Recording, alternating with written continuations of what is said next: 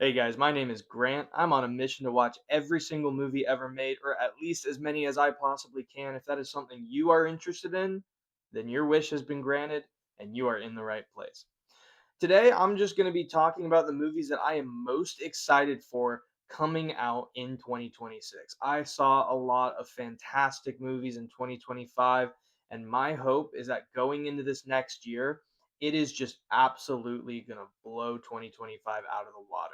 That this is going to be a year with some of the best movies of the 2020s to come out. And there are a lot of things that I'm looking forward to. So I'm just going to give you guys my top 10 movies that I am most anticipating coming out in 2026. In the number 10 spot, we have How to Make a Killing, starring Glenn Powell and Margaret Qualley, coming out on February 27th. Now, you have these two stars that are just at the top of their game. You have Glenn Powell, who just had The Running Man come out, and he is one of the leading stars of Hollywood. He's one of the most recognizable men in Hollywood that are new actors up and rising right now. And then on the other side of this, you have Margaret Qualley, who's one of the lead actresses that's up and coming in Hollywood right now. She just put on an absolute tour de force in The Substance. And coming into this satirical American psycho genre type movie like How to Make a Killing, I mean, she's directly in her element. This is something that she's going to absolutely kill at in this satire of constantly chasing after an inheritance that you've been denied from. That's what Glenn Powell's character is looking for throughout this movie. I think both of them are going to absolutely knock it out of the park with their performances. And as long as this movie has a good script and can really deliver on that dark humor that we're looking for, this is going to be a hit. And I'm really looking forward to it. Now, at number 9 on this list, we have a movie that we really don't know much about, but you give us the name of the movie and the name of the director filming this, and you just know that whatever it is, it's going to be worth watching. And that's Resident Evil by Zach Kreger. Now, if you don't know who Zach Kreger is, you need to see one of his movies. He's the director of Barbarian, and he's the director of last year's Weapons, which is regarded as one of the best movies to come out last year, and certainly one of the best horror movies to come out last year. Zach Kreger is one of those horror directors that everybody is waiting to see. What's he going to do next? What's he going to come out with? And for someone who's never done an IP movie before, he decides Resident Evil, which we've all seen those movies before. I love the Resident Evil movies, even if other people don't. And I'm just excited to see his spin on this movie. I'm excited to see what can Zach Kreger do with a Resident Evil movie. What can he do with that title and that premise? Is he going to be able to make this a movie that just carries the absolute tension of those games? Is he going to be able to bring Resident Evil to the forefront of horror people who only watch movies and haven't seen the games before? I'm excited to see what he's able to do with this IP, with this potential franchise, and I think he's going to do an absolute amazing job at it. At number 8, we have Cold Storage. Now, Joe Keery is at the top of his career, not just as an actor, but quite literally as a musician at the top of the charts right now, beating out people like Taylor Swift. Joe Keery is there and everybody is talking about him. And now that he's done with Stranger Things, you kind of got to look at his career and go, okay, well, what's he going to do next? He knows horror. He's done Spree. Is he going to go and he going to do something that's just going to help reinvent the genre again? And I think Cold Storage might not reinvent the genre, but it's going to be a lot of fun. It's this zombie horror esque movie about a bioweapon, and Joe Keery's got to come in. And it's not just Joe Keery, he's getting Liam Neeson involved. Now, Liam Neeson is coming off of what I would probably call a few weak years of movies. He's been kind of in a bit of direct to video streaming, which I love a good direct to video movie as much as anybody, but Liam Neeson has not been in the best ones. But then last year he comes and what does he do? He makes the Naked Gun reboot and he absolutely kills it.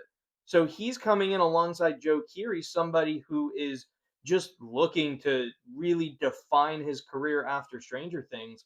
And I think even if this isn't the most inventive horror movie, and even if this doesn't change the genre for 20, 50 years to come, it's going to be one of the more fun horror movies that we get this year. At number 7, I have a movie that everybody is either really looking forward to seeing or just really is sick of hearing about. And that's Avengers Doomsday. Now, no matter who you are, you know about Avengers Doomsday. You know this movie is coming out. You've heard everything about it from the casting decisions, from getting Robert Downey Jr. back, to the amount of characters, to just the amount of questions people have. Can the Russo brothers do it again? Can they do what they did in Infinity War and Endgame and give us one of the greatest theatrical experiences we'll ever have? I'm not sure if they're going to be able to do it, but of course, I hope they can.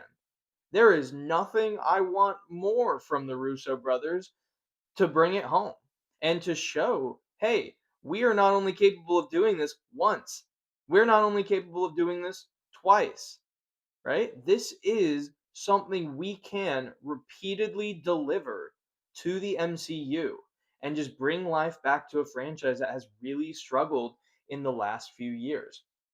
I think they're going to be able to do something really impressive with Avengers Doomsday. And even if they aren't, I think everybody's going to want to be there to see how it does. Next up, I have next up I have 28 years later, The Bone Temple. Right? So 28 years later was one of my favorite movies to come out in 2025, and I'm really excited to see if Nia DaCosta can continue this franchise, can really just take it on and deliver another powerhouse film of the zombie genre.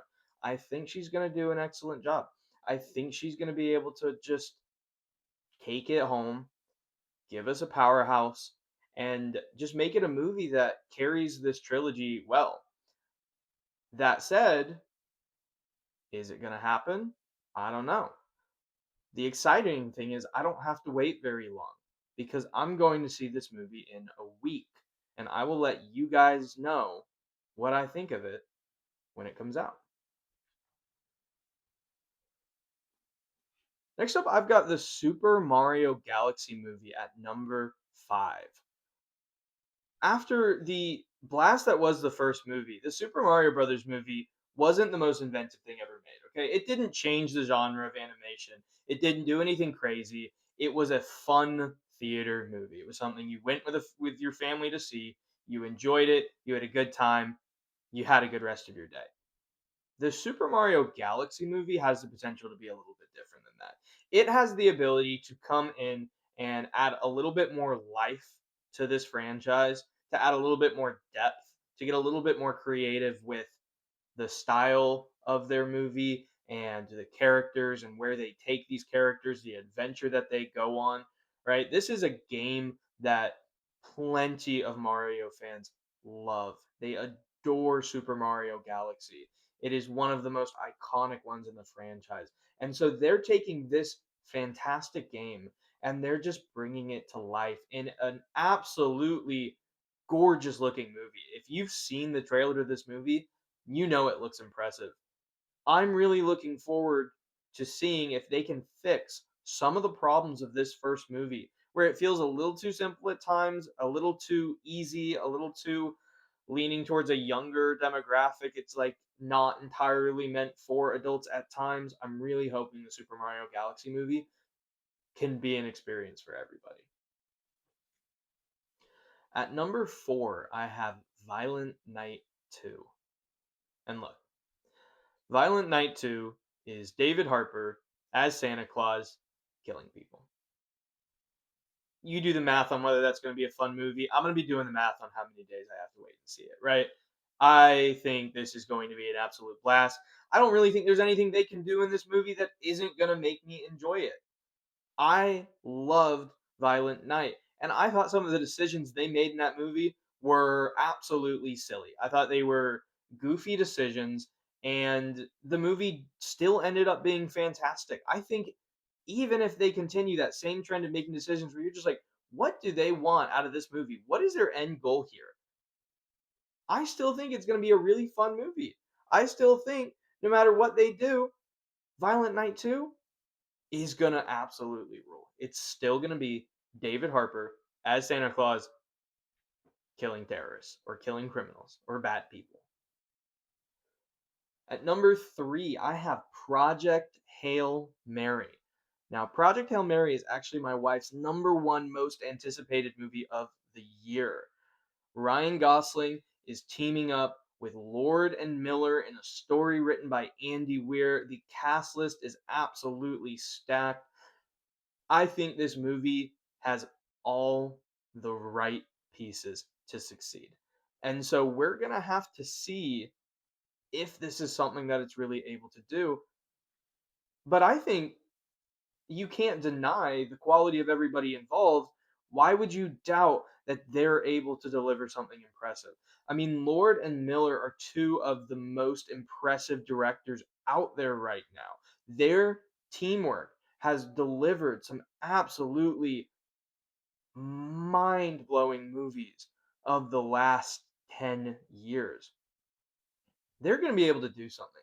And they've got Ryan Gosling on board, and they have this sci-fi movie that is just going to transcend being in the theater seeing it.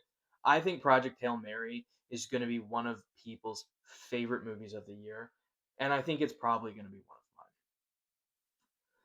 mine. At number 2, we have Spider-Man Brand New Day. I've been waiting years to jump back into the Spider-Man setting after No Way Home. No Way Home is one of the best MCU movies that I've seen. I absolutely loved getting to see it in theaters. I think Brand New Day is going to do the exact same thing. I think you've got new characters, you have an incredibly interesting premise that came about after the end of No Way Home and how things ended there.